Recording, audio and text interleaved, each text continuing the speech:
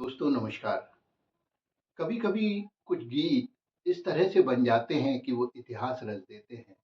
फ़िल्मी गीतों को अक्सर मनोरंजन की दृष्टि से ही देखा गया है, लेकिन कुछ गीत इतिहास और इतिहास के पार पहुँच गए हैं।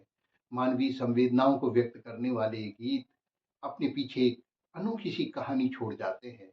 दोस्तों, आज एक ऐसे ही गीत की कहानी लेकर हम आपके पास आ रहे हैं और बात ताल्लुक रखती है बहुत बड़े गीतकार भरत व्यास जी से।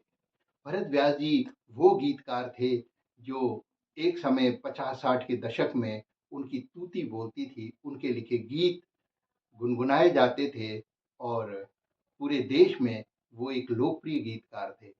देखिए, मैं उनकी कुछ सूचियाँ पढ़ रहा हूँ, आपको याद आ जाएगा भरत व्यास जी कौन थे। उसके बाद एक मार्मिक किस्सा जो उस गीत के साथ जुड़ा है, वो आपसे शेयर करेंगे।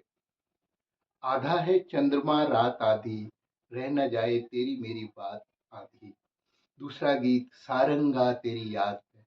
निश्चित रूप से दोस्तों, आप पुरानी यादों में खो रहे होंगे और जो अधेड़ उम्र के व्यक्ति हैं, वो तो इन गीतों को बहुत अच्छे से जानते हैं और इनके छुपे जो जो संवेदनाएँ हैं, उस तक भी पहुँच रहे होंगे।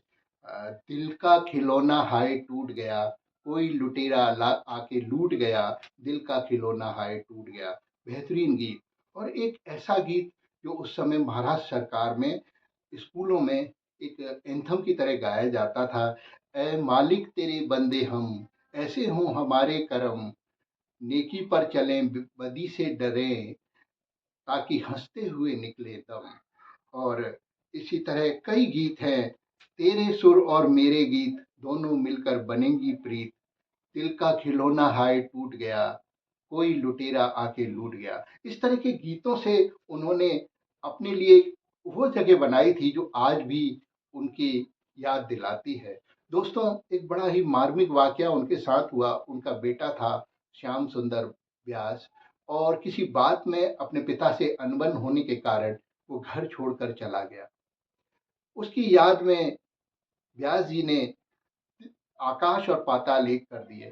कहाँ-कहाँ उसे नहीं खोजा, लेकिन वो बेटा उन्हें नहीं मिला। निराश होकर उन्होंने कलम छोड़ दी और गीत लिखने से मना कर दिया। सिनेमा जगत में तहलका मच गया कि भरत व्यास जी गीत नहीं लिखते आजकल। और फ़िल्मी जगत के बहुत बड़े लोगों के समझाने-बुझाने के बाद आखिर लरजते, काँपते हाथों से भरत व्यास जी ने कलम थामी और गीत भी लिखा, तो ऐसा गीत जो आज भी याद किया जाता है। उस समय वो नंबर 1 गीत माना जाता था पूरे भारत में। ज़रा सामने तो आओ छलिए, छुप-छुप छलने में क्या बात है। ये जन्म-जन्म के फेरे 1957 में आई थी, उसमें गीत लिखा गया। लेकिन श्याम सुंदर व्यास का कहीं भी पता नहीं लगा और इसी तरह वे टूटते रहे, चिंता में गलते रहे। फिर आई 1959 में एक फ़िल्म रानी रूपमती, जिसमें त्रिपाठी जी के संगीत निर्देशन में एक गीत लिखा गया और उस गीत के बोल थे जो भरत व्यास जी ने बड़े ही दिल से और बड़ी ही भावुकता से लिखे थे। और गीत के बोल ये थे कि आजा लौट के आजा मेरे मीत, तुझे मेरे गीत बुलाते हैं, मेरा सूना पड़ा रे संगीत, तुझे मेरे गीत बुलाते हैं। ये गीत दिल से निकला था और दिल के भी आखिरी कोने से निकला था। अपने बेटे को एक आवाज़ की तरह था और ये आवाज़ सीधे-सीधे श्याम सुंदर व्यास के कलेजे तक जा पहुँची और कुछ ही दिनों में चमत्कृत रूप से उनका बेटा घर आ गया और लिपट कर उनसे रोने लगा। ये भावुक कर देने वाली कहानी इस गीत के पीछे है। ये बताती है कि गीतों की क्या ताकत है। हीरो हीरोइन्स और सिनेमा के पर्दे गायिकाओं, नायिकाओं और इनसे सबसे बाहर निकल कर ये गीत एक इतिहास बन जाता है, अपने आप में अमर अजर हो जाता है और इस गीत के ज़रिए एक बाप अपने बेटे को वापस पा लेता है। ये कहानी इस गीत के साथ जुड़ी हुई है। आइए इस गीत को सुनते हैं और इसकी भावुकता में अपने आप को भी इन्वॉल्व करने की कोशिश करते हैं।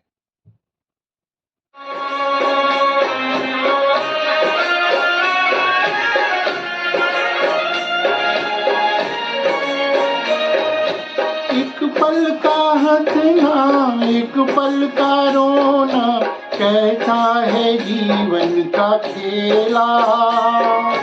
एक पल का हंसना, एक पल का रोना, कैसा है जीवन का खेला।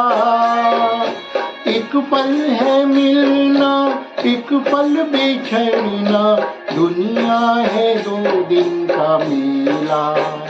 ये घड़ी न जाएगी,